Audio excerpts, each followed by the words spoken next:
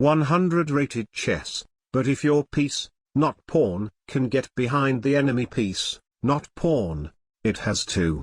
This actually sounds pretty fun, but at the same time, pretty impossible. We get a 244 from Italy. Before the game begins, let's make this clear that behind a piece is only this square, because if we consider some other squares are also included in the mission, it's going to be way too difficult. e4. Aha, I want to play e5, but then he may decide to go queen h5, which actually forces me to play queen h4 to put my queen behind his queen, which renders me maidenless. Therefore, h5. Let's just prevent queen h5 in advance, and if you really think about it, my rooks are actually the strongest pieces I have because they are almost exempted from the rules when only horizontal moves can put them into the mission's rules. d4. a5. I mean, I can't really use any rooks right now, but there will definitely be a way. e5.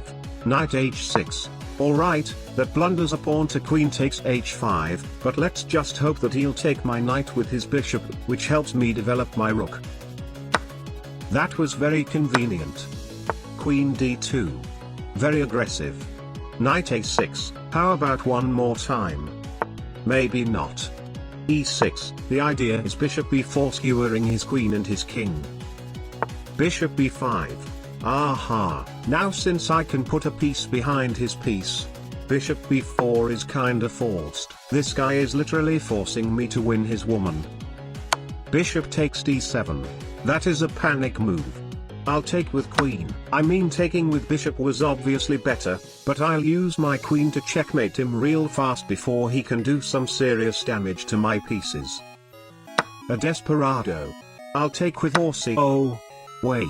I actually wanted to threaten knight takes c2 forking his king and rook, but now I finally notice that he also has knight a3, which defends the c2 pawn, and also forces me to put my knight behind his knight, which blunders a horsey. Ha! Never mind. Knight c2 check. Okay, in no world do you play king e2 now, which forces me to play knight e1 instead of taking your rook. There we go. I'll take that rook. Man, even when I'm having this much advantage, I still don't see how I am supposed to accomplish this mission. Knight a3. Let's improve my rook. I said that my rooks were the strongest in this game, but there's still no chance to see them in action. Knight f3. Aha, now I can take this pawn, but then next move I'll most likely have to take the f2 pawn behind his knight as well, so a move like rook f1 or king e2 is gonna force me to blunder my rook. So I guess, c5, I'll attack the center first. Rook a1 c d4 knight d4 I'll take this now rook f1 rook a6 knight c5 b5 knight e3 rook h2 b4 a b4 c b4 that should blunder a king queen takes d4 check. King e2. Aha, now rook takes a2 is 100% the best move, but after he moves his king back, I'll have to put my rook behind his horsey, which blunders a rook. Therefore, let's take this pawn instead. Man, this knight is so going to be the most annoying piece in this video. Rook c1.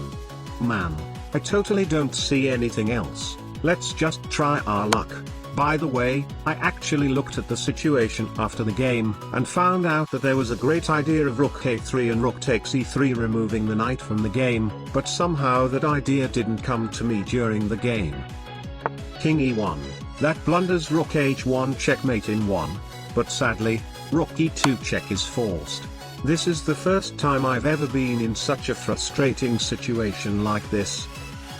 King takes. Let's defend this bishop first. In no world do you take my bishop now and force queen c7 behind your rook. Of course. King e7. Rook c1 again. You know what? I've had enough of this. Queen b2 check king d1 and f the rules rook h1 check resignation. Mission is failed, but at least I won.